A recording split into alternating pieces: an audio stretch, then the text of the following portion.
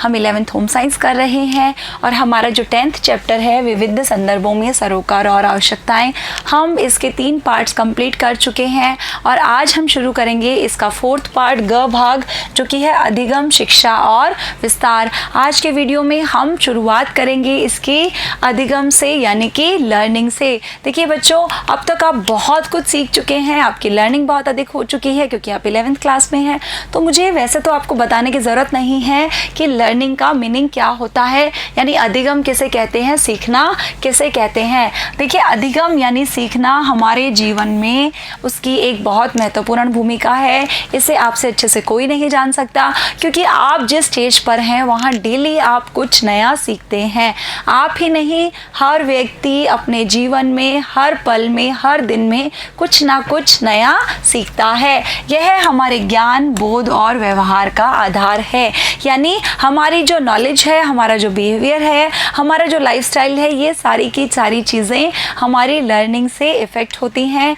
अधिगम का, सीखने का हमारे ज्ञान पर, हमारे व्यवहार पर, हमारी जीवन शैली पर, हमारे सोचने समझने के तरीके पर, हमारे विचारों पर, हर चीज़ पर हमारी लर्निंग का यानी सीखने का प्रभाव पड़ता है। हम पैदा होते ही सीखना शुरू करते हैं। देखिए, जैसे ही एक बच्चा पैदा होता है वो हर पल नई नई चीज़ें सीखता है। इतना ही नहीं, बच्चा पैदा होने से पहले ही जब वो माँ के गर्भ में होता है वहीं से वो सीखना शुरू कर देता है। यानी कि उचित होगा कि अधिगम का वर्णन हम किस प्रकार से करें कि किसी भी अनुभव के परिणाम स्वरूप नया व्यवहार प्राप्त करना, या पहले वाले व्यवहार में सुधार करना, या उसे छोड़ देना, इसे हम क्या कहते हैं, अधिगम। अगर आपसे अधिगम का अर्थ या परिभाषा पूछी जाए तो आप इन्हीं शब्दों में लिखोगे कि कोई भी हमारी जो एक्सपीरियंस है उसके फलस्वरूप अगर हमने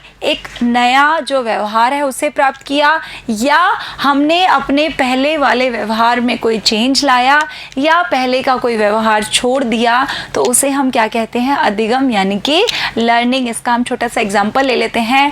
आपने देखा कि जो बच्चे साल के शुरू से ही पढ़ रहे हैं और पूरा साल उन्होंने अच्छे से पढ़ाई की है, अंत में भी उन्होंने पढ़ाई की, जब रिज़ल्ट आया तो उनके मार्क्स काफ़ी अच्छे आते हैं।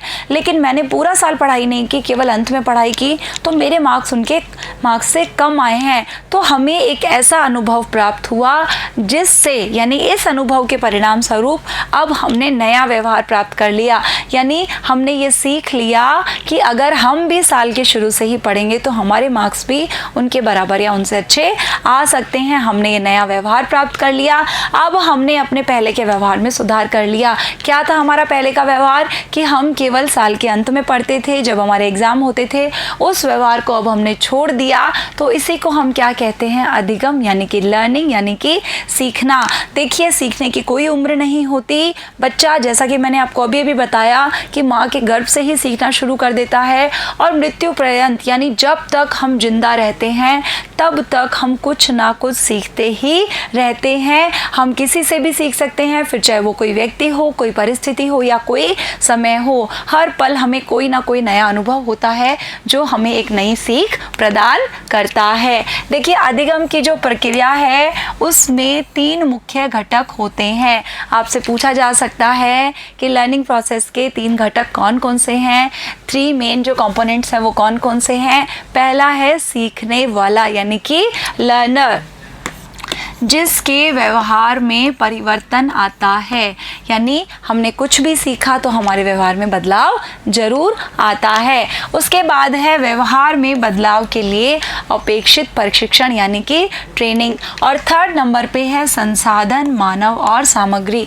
बच्चों, ये संसाधन क्या होते हैं, बार बार ये वर्ड आता है हमारी बुक्स में, संसाधन, जिसकी हम बात कर चुके हैं हमारे कौन से चैप्टर में, 4th चैप्टर में हमने अच्छे से समझ लिया था हमारे संसाधनों को। अगर आपने नहीं समझा तो 4th चैप्टर पहले कीजिए, उसकी वीडियोस देखिए, उसके बाद आप आगे के लेसन कीजिए। क्योंकि देखिए, हमारी जो बुक है उसके सारे लेसन सीक्वेंस वाइज एक दूसरे से कनेक्टेड हैं। अगर हमने पहले के लेसन्स को छोड़ दिया तो हम आगे के लेसन्स को अच्छे से नहीं समझ सकते। तो ये है 3 मुख्य घटक लर्निंग प्रोसेस के। अब हम बात कर लेते हैं कि अधिगम कितने प्रकार से हो सकता है। बहुत इंपॉर्टेंट क्वेश्चन है, आपसे अक्सर पूछा जाता है अधिगम के कितने प्रकार होते हैं, लिखिए। तो कितने प्रकार होते हैं अधिगम के, लर्निंग के कितने टाइप्स हैं? 5 टाइप्स आर देयर, 5 प्रकार होते हैं, जिनमें पहले नंबर पे है शाब्दिक शिक्षा, यानी कि जैसा कि नाम से ही स्पष्ट है, शाब्दिक व्यवहार को समझना, जैसे कि भाषाओं को सीखना या मौखिक शिक्षा का ही परिणाम होता है। हम किसी भी न्यू लैंग्वेज को अगर सीखते हैं तो वो किसके माध्यम से सीखते हैं? इसी लर्निंग के माध्यम से, वर्बल लर्निंग के माध्यम से, यानी कि शाब्दिक शिक्षा के माध्यम से। देखिए, आम तौर पर इस प्रकार की शिक्षा के लिए जो उपकरण यूज़ किए जाते हैं वो कौन से होते हैं? कोई भी साइन है, चिन्ह है, या कोई चित्र है, कोई पोस्टर है, कोई संकेत है, कोई शब्द है, कोई आकृति है, कोई ध्वनि है, या कोई आवाज़ है। इसे हम कहते हैं शाब्दिक शिक्षा। देखिए, इसमें लिखित या वाचिक गद्य से अर्थगत ज्ञान या प्रक्रियात्मक ज्ञान शामिल है, जैसे किसी पाठ्य पुस्तक से पढ़कर सीखना। अभी यहाँ पे आपके पास रिटर्न मटेरियल है, आप इसको देखकर इसे पढ़ रहे हैं, इसका अर्थ समझ रहे हैं, तो ये क्या है? शाब्दिक शिक्षा ही है। आप अपनी बुक में से किसी लेसन को पढ़ते हैं, ये भी एक शाब्दिक शिक्षा है। तो यही एग्जाम्पल्स हैं वर्बल लर्निंग के, यानी शाब्दिक शिक्षा के। सेकेंड नंबर पे है हमारी रट कर सीखना या कंठस्थ करना, रोट लर्निंग या मेमोराइजिंग, जिससे कि छोटे बच्चे बहुत ज़्यादा करते हैं। उन्हें कुछ नहीं पता होता कि वो क्या लर्न कर रहे हैं, उन्हें कई बार मतलब भी नहीं समझ आता और वो रट रट कर पूरा लेसन को लर्न कर लेते हैं। क्या आप भी ऐसा करते हैं बच्चों? तो ये तरीका वैसे तो सही नहीं होता, लेकिन कई बार ये तरीका ज़रूरी हो जाता है ना। कई बार हम करते ना, किसी परिभाषा को हम रट कर याद करते हैं, हमें उसका मीनिंग भी नहीं समझ आ रहा होता, लेकिन हमें पता होता है ये एग्ज़ाम में इम्पॉर्टेंट है, तो हम उसको बार बार बोलते रहते हैं, उसे रिपीट करते रहते हैं। इसी को हम कहते हैं रटकर सीखना, मेमोराइज करना या रोट लर्निंग। हमारे जो गणित के पहाड़े हैं वो इसका सबसे अच्छा एग्जाम्पल हैं। आपको याद होगा जब आप बहुत छोटे थे तो आप ज़ोर ज़ोर से बोल कर पहाड़े लर्न करते थे। मुझे आपके समय का तो ज़्यादा अंदाज़ा नहीं है, लेकिन मेरे समय में तो ऐसा ही हुआ करता था। जब मैं बहुत छोटी थी तो पहाड़ों को ज़ोर से बोल कर रटा जाता था। मैथमेटिक्स टेबल्स की बात कर रही हूँ मैं। तो बहुत सारे और भी एग्जाम्पल हैं, संस्कृत के बहुत सारे श्लोक हैं, या कोई संगीत है, या कोई धुन है, जिसे हम रटकर लर्न करते हैं। यह शाब्दिक ज्ञान का ही एक रूप है, लेकिन यह विधि सीखे जा रहे विषय के गहरे अर्थ तथा निष्कर्षों के बोध को, महत्व को कम कर देती हैं। हमने बचपन में कुछ ऐसे थे या कुछ लेख थे जो 5-5 लाइन्स के थे, 5-5 सेंटेंसेस के थे, 3 सेंटेंसेस के थे, जिन्हें हम रटकर लर्न करते थे। हमें उनका मीनिंग भी बहुत कम क्लियर होता था। यह सामग्री को कंठस्थ करने पर केंद्रित करती है, यानी बस हमें उसे याद होना चाहिए, रिपीट करके, रट कर, बोल करके। रट कर सीखने की तकनीक में निहित मुख्य विधि जो है वो बार बार दोहरा कर सीखने की है, किसी चीज़ को बार बार रिपीट करना। रट कर सीखने का प्रयोग विविध क्षेत्रों में किया जाता है, जैसे गणित में कई बार कुछ फॉर्मूलाज ऐसे होते हैं जिन्हें हमें पहले रटना पड़ता है, उसके बाद जब हम क्वेश्चंस करते हैं तब वो हमें समझ आते हैं। तो गणित में देखिए इस जो लर्निंग है उसका प्रयोग बहुत अधिक किया जाता है। संगीत की बात करें और धर्म की बात करें तो गणित का अभी मैंने आपको एग्जांपल दिया कि पहाड़े हम रट कर याद करते हैं। कुछ पोएम्स जो होती हैं, कविताएं होती हैं, राइम्स होती हैं, बहुत छोटे छोटे बच्चे होते हैं जो अभी जस्ट बोलना ही सीखे होते हैं, उन्हें पोएम्स का या राइम्स का या कविताओं का कोई मीनिंग पता नहीं होता, लेकिन फिर भी उनको बहुत सारी कविताएं आती हैं। तो ये किसका परिणाम है? रोट लर्निंग का ही परिणाम है। आयते, सुरा, श्लोक यानी कि धार्मिक उक्तियां आदि को याद करना रट कर सीखने के उदाहरण हैं। अब हम बात कर रहे हैं थर्ड टाइप की, जो कि है यांत्रिक अधिगम यानी कि मोटर लर्निंग। इसका सबसे बड़ा एग्जाम्पल है ड्राइविंग या आपकी स्विमिंग या आपकी ड्राइंग और भी बहुत सारी चीज़ें। देखिए, इस प्रकार के अधिगम में हम सभी प्रकार की पेशियों का प्रयोग करना सीखते हैं, यानी ये वो लर्निंग है जिसे सीखने के लिए हमें अपने हाथ हाथों पैरों हमारी फिजिकल एक्टिविटीज़ का यूज़ करना होता है, जो भौतिक दक्षता और अंत तक कौशल के विकास की ओर ले जाती है। इसके कुछ एग्जाम्पल्स हैं, जैसे कि तैरना। देखिए, स्विमिंग आप तब तक नहीं सीख सकते जब तक आप पानी में उतरकर खुद से कोशिश नहीं करते। मैं आपको कितना ही बता दूं या कोई बुक आपको कितनी ही ट्रेनिंग दे दे कि स्विमिंग किस तरह से की जाती है, आप स्विमिंग नहीं सीख सकते। इसका एक और एग्जाम्पल है ड्राइव करना। आप अपनी बुक के माध्यम से या किसी वीडियो के माध्यम से ड्राइव करना नहीं सीख सकते जब तक आप अपने हाथों पैरों का इस्तेमाल नहीं कर रहे, आप खुद से चलाना नहीं सीख रहे, तब तक आप ड्राइव का इस्तेमाल यानी ड्राइव की जो लर्निंग है वो नहीं कर सकते। उसके बाद है सिलाई। ये भी हमें अपने हाथों पैरों का इस्तेमाल करना होगा, सीखना होगा, अपना दिमाग यूज़ करना होगा। हम इसे हमारी जो फर्स्ट लर्निंग थी शाब्दिक शिक्षा, उसकी तरह हम नहीं कर सकते कि हमने बुक में पढ़ लिया कि सिलाई इस तरह से की जाती है। देखिए, हमारे जो होम साइंस की प्रैक्टिकल्स होते हैं उनमें भी आपने देखा होगा केवल फाइल बनाने से हम सिलाई को नहीं सीख सकते। कुछ टांके ऐसे होते हैं, कुछ स्टिचिंग्स ऐसी होती हैं जो हमें खुद को करनी पड़ती है, तभी हम उसको सीख सकते हैं। हम बुनाई भी इसी में शामिल कर रहे हैं। उसके बाद है टाइपिंग। कितनी ही वीडियोस आप देख लो कि टाइपिंग को इस तरह से किया जाता है। जब तक आप खुद नहीं करते, आपकी स्पीड नहीं बढ़ती, आपको टाइपिंग करना नहीं आता है। संगीत वाद्य बजाना, यानी कोई भी इंस्ट्रूमेंट प्ले करने के लिए हमें मोटर लर्निंग की ज़रूरत पड़ती है। हमें उसे सीखने के लिए हमारे हाथों का, मस्तिष्क का, हमारे पैरों का, हर चीज़ का हमें इस्तेमाल करना होता है, तभी हम इन चीज़ों को सीख सकते हैं। साइकिल चलाना इसका और बड़ा उदाहरण है। आरेखन, चित्रकारी, नृत्य आदि, ये सारे इसके एग्जाम्पल्स हैं किसके?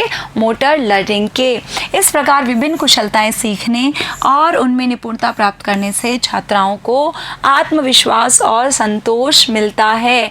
यानी जब हम इनमें से कोई भी लर्निंग सीखते हैं तो हमारा कॉन्फिडेंस बहुत अधिक बढ़ जाता है, हमें बहुत अधिक सेटिस्फेक्शन मिलता है। हम बहुत बड़ा एग्जाम्पल ना लेके एक छोटा सा एग्जाम्पल ले रहे हैं आपकी साइकिल का। जब आपने साइकिल चलाना शुरू किया था, आपके मन में बहुत अधिक डर था, मैं गिर जाऊंगी, मैं कैसे कर पाऊंगी। और जैसे ही आपने उस कुशलता को हासिल कर लिया, आप साइकिल चलाना सीख गए, तो आपके अंदर जो कॉन्फिडेंस है वो बहुत अच्छा आ जाता है, आपका सेल्फ कॉन्फिडेंस बढ़ जाता है, आप में जो संतोष है, जो सेटिस्फेक्शन है वो बहुत अच्छा हो जाता है जब भी आप किसी भी स्किल को सीख लेते हैं। तो ये थी हमारी मोटर लर्निंग। अब हम बात कर रहे हैं संकल्पनात्मक अधिगम, यानी कि कॉन्सेप्ट लर्निंग। देखिए, अभी जो हमने लर्निंग की दोनों तीनों, हम समझिए कि उनका यहाँ पे प्रयोग कर रहे हैं। कैसे? संकल्पना से सीखने में किसी अवबोधन या पिछले किसी एक्सपीरियंस को, पिछले किसी ट्रेनिंग को, या कुछ जो संज्ञानात्मक प्रक्रियाएं हैं, कुछ कॉग्निटिव जो प्रोसेस हैं, उनके फलस्वरूप हमारे मन में एक छवि बन जाती है और एक मानसिक छवि किसी चीज़ के बारे में एक सामान्यीकृत विचार व्यक्त करती है। कहने का आशय ये है, कॉन्सेप्ट लर्निंग का आशय है हमारा जो भी कोई पहले का एक्सपीरियंस है, पहले की कोई नॉलेज है, या हमारी कोई ट्रेनिंग है, या हमारे दिमाग में कोई एक मानसिक छवि है, उसके थ्रू जब हम सीख रहे हैं, विचार कर रहे हैं, उसे हम कहते हैं कॉन्सेप्ट लर्निंग। इसका एक छोटा सा एग्जाम्पल आपकी बुक में दिया हुआ है कि जैसे ही किसी ने बोला कुत्ता, डॉग, तो हमारे दिमाग में तुरंत एक जानवर की छवि आ जाती है, जिसके 4 पैर हैं, जिसकी एक पूंछ है, जो भौंकता है ना, जिसके 2 कान हैं। तो वो छवि तुरंत हमारे दिमाग में आ जाती है जहाँ कहीं भी कुत्ता शब्द का उच्चारण किया जाता है। तो वस्तुओं और विचारों को पहचानने में, नाम देने में और उनसे तादात्म्य स्थापित करने में संकल्पना से सीखना उपयोगी होता है। यानी कि ये कॉन्सेप्ट लर्निंग हमें कहाँ काम आती है? जब हमें किसी भी विचार को पहचानना है, किसी वस्तु को पहचानना है, 2 वस्तुओं का आपस में जो रिलेशन है, उनका जो कोऑर्डिनेशन है, इन सब को सीखने में कॉन्सेप्ट लर्निंग काम आती है। यानी हमारा पहले का ज्ञान, पहले का अनुभव, पहले की जो ट्रेनिंग है, हमारी जो दिमाग में छवियाँ हैं, वो सब इसमें सहायता करती हैं। धीरे धीरे यह सीखने वालों को सैद्धांतिक संकल्पनाएँ, यानी कि न्याय, सत्य और विषम रूपता को समझने के योग्य बना देती हैं। इसके बाद 5th नंबर पे है हमारी समस्या समाधान अधिगम, यानी कि प्रॉब्लम सॉल्विंग, जैसा कि नाम से ही स्पष्ट है। देखिए इसमें समस्या समाधान का आशय क्या है, उच्च स्तर वाला अधिगम, यानी कि एक अच्छे लेवल की लर्निंग है। इसमें क्या होता है कि हम संज्ञानात्मक जो योग्यताएं हैं उनकी हम हेल्प लेते हैं, उनकी इसमें आवश्यकता होती है, जैसे कि थिंकिंग, रीजनिंग, किसी भी चीज़ पर सोच विचार करना, क्या सही है क्या गलत है उसका एनालिसिस करना, फिर उस पर निष्कर्ष निकालना, फिर निर्णय लेना, फिर इमेजिन करना, उस सिचुएशन में अपने आप को रखना, किसी भी चीज़ के बारे में अनुमान लगाना, ये सारी की सारी चीज़ें इसमें सम्मिलित होती हैं। चिंतन, तर्क, विवेक, सामान्यीकरण, कल्पना, अवलोकन, अनुमान लगाना और निष्कर्ष निकालने की क्षमता, जिसे हम कहते हैं प्रॉब्लम सॉल्विंग, यानी समस्या समाधान अधिगम। अधिगम यानी कि लर्निंग। हर आयु के व्यक्ति समस्या समाधान में लगे होते हैं। हर आयु से हमारा आशय, एक बच्चा जब पैदा होता है वहाँ से लेकर जब तक वो वृद्धावस्था में आता है, यानी जब तक वो जीवित है, वो जो बच्चा है इस समस्या समाधान में लगा होता है। यानी एक बच्चे को पता होता है, छोटे से बच्चे का हम एग्जाम्पल लें कि मुझे भूख लग रही है, वो रोना शुरू कर देता है। उसे पता होता है जैसे ही मैं मेरी माँ मुझे दूध पिलाएगी। तो अब उसने अपनी समस्या का समाधान क्या निकाला, रोकर, यानी अपनी भूख को उसने कैसे शांत किया, रोकर, क्योंकि रोने से उसकी माता उसे दूध पिला रही है और उसकी भूख शांत हो रही है। ऐसे ही एक छात्रा है, अपना नियत कार्य पूरा करने की समस्या को उस पर गंभीरता से काम करके हल करती है। यानी एक जो छात्रा है, कोई भी स्टूडेंट है, वो देख रही है कि मेरे सारे काम डेली पेंडिंग रह जाते हैं, तो वो क्या कर रही है, अब उस पर अपना कंसंट्रेट कर रही है। जब तक उसके काम फिनिश नहीं हो जाते तब तक वो उठती नहीं है, तो उसने अपनी इस प्रॉब्लम को हल कर लिया। इस प्रकार समस्या समाधान की प्रक्रिया से हम बहुत कुछ सीखते हैं। तो हम अगर एक सार में बात करें तो आज हमने कौन कौन से अधिगम के प्रकार किए। 1st नंबर पे हमने किया शाब्दिक अधिगम, यानी कि वर्बल लर्निंग, जिसमें हमने किसी नई भाषा को सीखा। 2nd है हमारा रट कर सीखना, यानी कि रोट लर्निंग या मेमोराइजिंग। इसमें हमने गणित के पहाड़े, किसी श्लोक को, किसी भी धार्मिक गीत को, है ना, उनको याद किया। उसके बाद है 3rd नंबर पे मोटर लर्निंग, जिसे हमने खुद किया तभी हमें आई। हमारी स्विमिंग है, ड्राइविंग है, पेंटिंग है कोई भी, या सिलाई, कढ़ाई, बुनाई, कुछ भी चीज़ें हैं, टाइपिंग है, साइकिल चलाना, ये सारी चीज़ें इसमें सम्मिलित होती है। उसके बाद है संकल्पनात्मक अधिगम, यानी कि राष्ट्रीय ध्वज, स्वतंत्रता, भावुकता, इन सब चीज़ों पे विचार करना, इन्हें समझना, इसे हम कहते हैं कॉन्सेप्ट लर्निंग। और अंत में है समस्या समाधान अधिगम, जिसकी हमने अभी अभी बात की, यानी गणित के सवाल करना इसमें शामिल होता है। यानी मैथ की कोई प्रॉब्लम है, उसे कैसे सॉल्व करना है, इसे हम कहते हैं समस्या समाधान अधिगम। या कोई भी पहेली हमारे सामने आ गई। बच्चों, पहेलियाँ आपको पता है क्या होता है? आपने कभी पहेलियों के बारे में सुना है? अगर नहीं सुना तो अपने पेरेंट्स से ज़रूर पूछेगा कि पहेलियाँ क्या होती हैं। तो देखिए, पहेलियों को जब हम सॉल्व करते हैं उसे भी हम कहते हैं समस्या समाधान अधिगम। या हम किसी ऐसी जगह पर हैं जहाँ भीड़ बहुत अधिक है, अब हमें उस सड़क को पार करना है, तो यहाँ पर भी यही लर्निंग काम में आती है। तो ये थे हमारे लर्निंग के 5 टाइप्स। अगले वीडियो में हम बात करेंगे शिक्षा की। तो मिलते हैं अगले वीडियो में, तब तक के लिए थैंक यू।